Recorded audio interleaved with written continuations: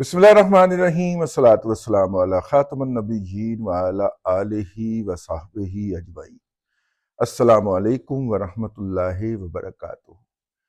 गुज़िश्ता दिनों जब जनाब आसिफ अली ज़रदारी साहब ने कुछ लोगों को ऐवान सदर मदऊ किया, वो किसी कोई कॉन्फ्रेंस थी, सेमिनार था, उसके अंदर उनको बुलाया गया। तो उन्होंने कहा कि जी आप सारे ऐवान सदर ही आ जाएं। वहां पे बैठ के उन्होंने एक पेश किया आइडिया, और वो आइडिया क्या था कि जनाब पाकिस्तान के अंदर पानी की बहुत कमी है और मुस्तकबिल में मजीद हो जाएगी,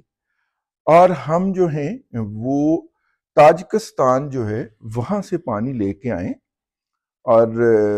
वो जनाब बलूचिस्तान को डिलीवर कर दिया जाए। बलूचिस्तान को क्यों डिलीवर किया जाए, केपीके को डिलीवर क्यों ना किया जाए, सिंध को डिलीवर क्यों ना किया जाए।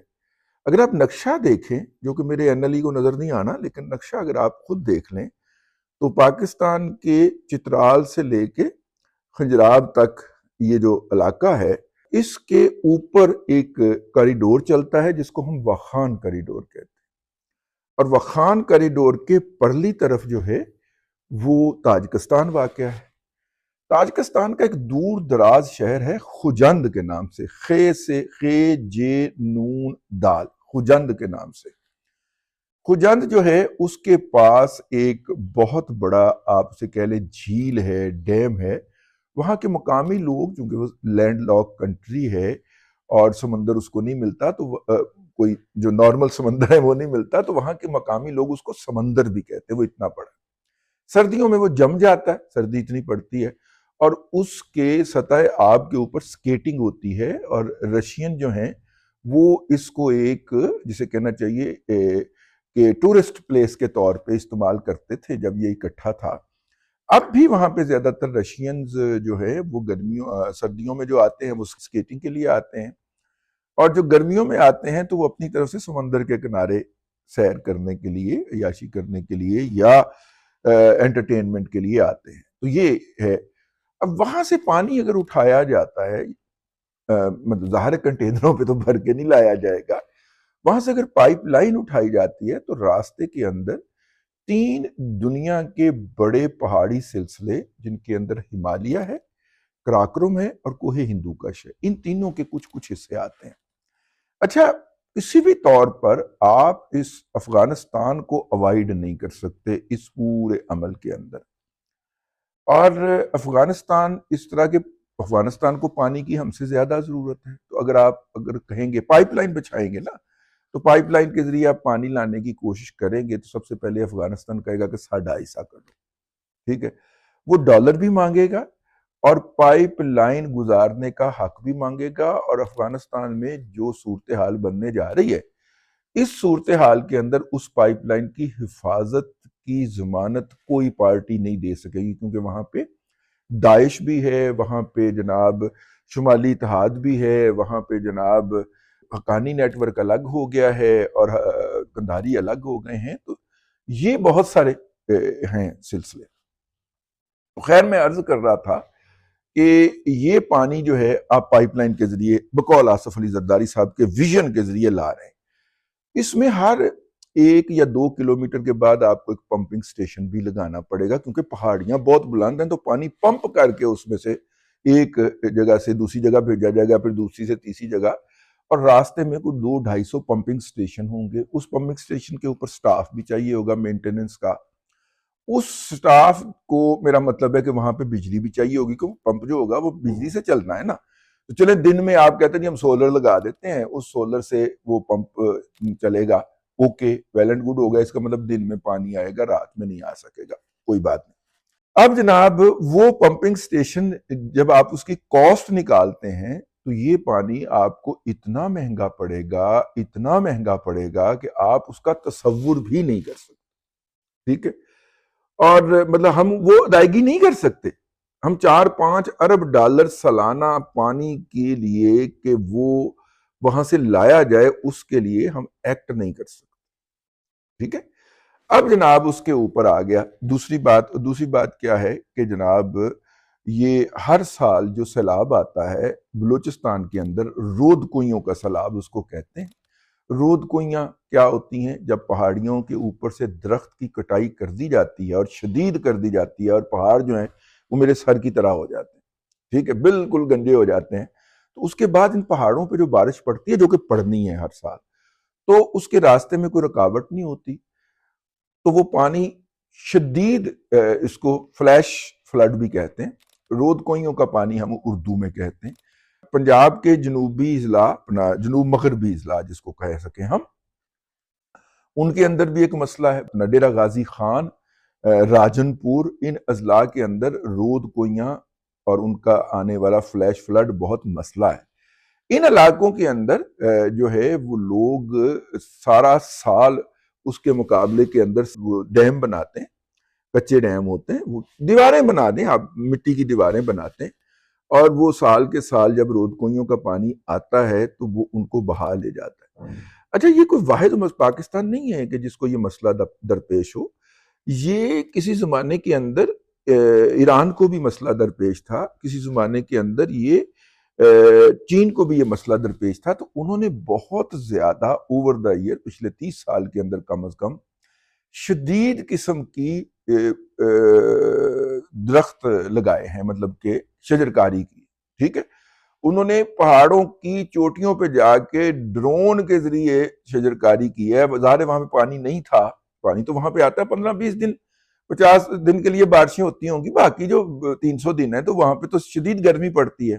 چین نے تو یہ کیا کہ ان بلندیوں پہ جا کے پودے لگائے اور ان پودوں کو ڈرون کے ذریعے پانی دیا تاکہ وہ جڑ پکڑ جائے،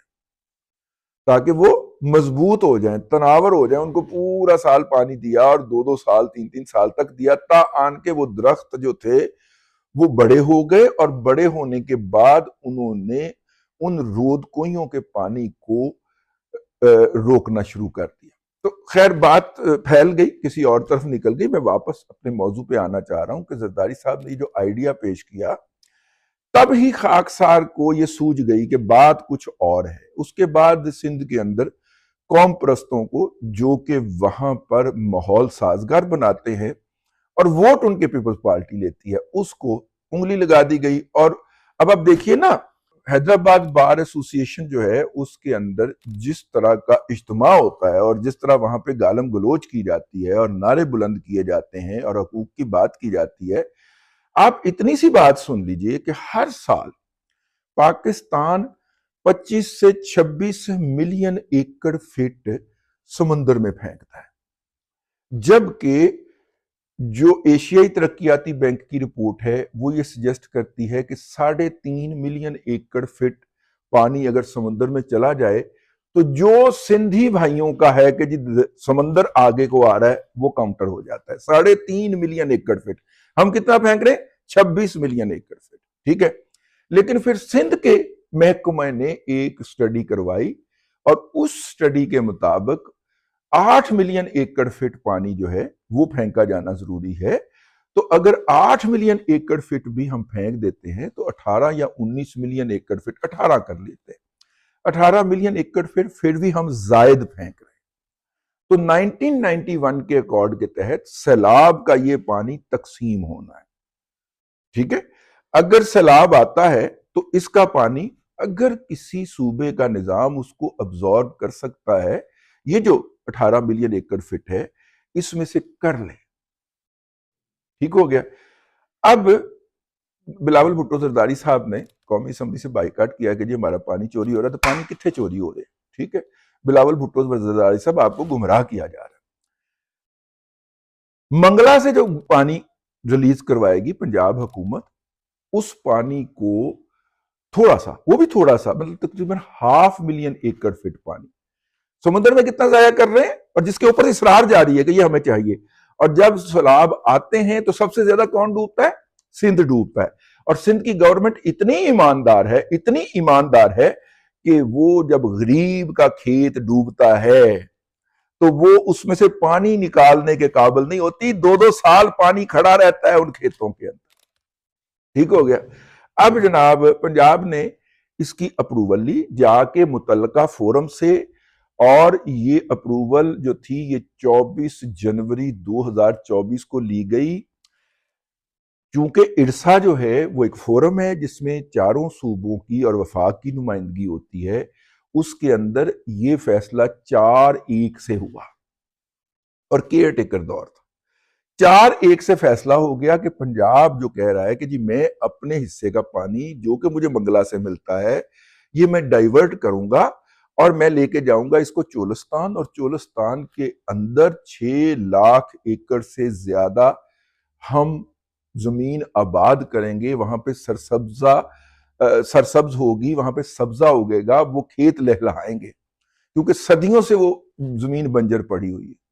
ٹھیک ہے، پنجاب جو ہے اس کی باقاعدہ پہلے وفاق سے اپروول لیتا ہے، پہلے ارسا سے اپروول لیتا ہے، پھر جو پلاننگ ڈویژن ہے اس سے جا کے اپروول لیتا ہے۔ پلاننگ ڈویژن کے اندر پھر سندھ کے ارکان بیٹھے ہوتے ہیں اور ان کی اکثریت ہے ویسے بائی دا وے وہاں پہ، وہاں سے اپروول لے کے این او سی باقاعدہ ان رائٹنگ لے کے ابھی صرف پنجاب میں جتی پانے کا عمل جاری ہے، مطلب کہ سدھے پدھرے ہی ہو رہے ہیں، تو ادھر احتجاج شروع ہو گئے۔ یہ پانی جو کہ سیلاب سے آئے گا اور جون اور اکتوبر کے درمیان آئے گا، ٹھیک ہے، اس میں مئی میں پنجاب اپنا پانی ریلیز کروائے گا تھوڑا سا منگلہ سے، وہ اس نہر کو چلائے گا، پھر سیلاب بھی پانی آ گیا، اکتوبر میں جا کے پھر 10 یا 15 دن کے لیے پھر تھوڑا سا پانی ریلیز کروا کے، اچھا یہ پانی پہلے بھی ریلیز ہو رہا ہے منگلہ سے، لیکن یہ اس وقت مل رہا ہے قصور کو، یہ مل رہا ہے گجرانوالہ کو، یہ مل رہا ہے فیصل آباد کو، یہ مل رہا ہے اکاڑا کو، یہ ان سینٹرل ڈسٹرکٹ کو مل رہا ہے، ٹھیک ہے، اور پاک پتن کو مل رہا ہے۔ اب ان کا پانی کاٹ کے پنجاب نے کہا کہ یہ بھی اپنے بھائی ہیں، ان کو دیا جائے اور یہ یہاں پہ آباد کاری کریں۔ اب پنجاب کا پانی جو کہ 1991 کے منصوبے کے تحت الاٹڈ ہے، پنجاب کہتا ہے کہ جی وہ میں پانی قصور کو نہیں دوں گا، لاہور کو نہیں دوں گا، گجرانوالہ کو نہیں دوں گا، اکاڑا کو نہیں دوں گا، پاک پتن کو نہیں دوں گا، وہ میں دوں گا یزمان منڈی کو، بہاولپور کو، وہ میں دوں گا بہاول نگر کے اندر واقع فورٹ عباس کو، اور وہاں پہ بنجر زمینیں آباد کروں گا۔ اس میں کسی کو اعتراض کیا بنتا ہے؟ یہ تو نیری نیری جہالت ہے بھئی۔ دریائے سندھ، اگرچہ آپ کا دریائے سندھ پہ کوئی رائٹ نہیں ہے، ٹھیک ہے، لیکن دریائے سندھ کی بنیاد کے اوپر جو آپ شور مچا رہے ہیں وہ ہے ادھر سے آنے والا پانی سندھ کو ڈبوتا ہے، ٹھیک ہے، یہ جو آنے والا پانی ہے ستلج سے سیلابی پانی جس کو 4 مہینے ہارویسٹ کرنا ہے پنجاب نے، یہ جا کے سندھ میں تباہی پھیرتا ہے۔ دریائے سندھ کے اندر جب گرتا ہے دریائے ستلج تو آگے 5 منٹ کے بعد تو آگے جا کے تباہی پھرتی ہے، لیکن کیونکہ جہالت ہے اور سیاست کرنی ہے اس بنیاد کے اوپر، اس لیے سندھ حکومت اس کے اندر پوری طرح مجرمانہ طور پہ شریک ہے۔ مجھے حیرت ہے کہ اس کے حوالے سے مریم نواز شریف صاحب کے آپ پاشی کے وزیر صاحب نے منہ کے اندر کگڑیاں کیوں ڈالی ہوئی ہیں، اور میری بہن محترمہ عظمہ بخاری صاحبہ اس ایشو پہ شرجیل نام میمن کو رسپانس کیوں نہیں کر رہی؟ میرا خیال یہ ہے کہ سب سے بڑا جو اس وقت پنجاب کے ساتھ جو ظلم ہو رہا ہے وہ یہ دونوں خاتون اور حضرت فرما رہے ہیں۔ جس طرح وہ احتجاج کر رہے ہیں، ابھی تو سینٹرل پنجاب سے جب آپ پانی چھین کے اس کو دیں گے تو اس کے اوپر شور مچے گا نا، ٹھیک ہے نا، اور بائی دا وے یہ پانی جب ادھر نہیں جائے گا